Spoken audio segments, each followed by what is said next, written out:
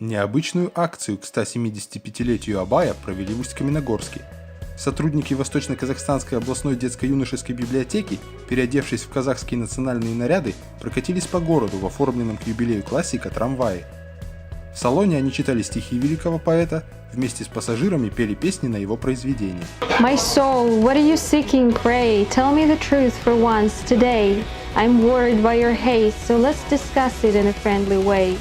The vain adores whose praises loud, upon them lavished by the crowd.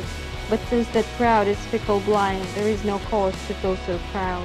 Целью акции будет служить привлечение читателей к творчеству Абая.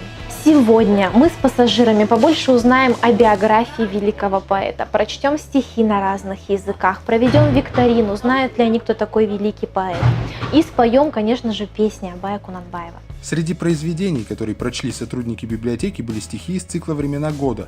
Пассажиры трамвая активно подпевали знаменитым песням «Айтым Салим Каламкас», «Кызымнын Карасы», «Сиге Заяк», «Жильсис Тундежа Рекай». Как рассказала Мария Панкеева, акцию «Читающий трамвай» будут проводить в течение всего года. Принять в ней участие можно будет в трамвае номер 3, который во время движения по маршруту как раз проходит мимо памятника Абая в центре Усть-Каменогорска. Григорий Прыгов, Еркежан Калиева, специально для Алтай, Ньюс ТВ.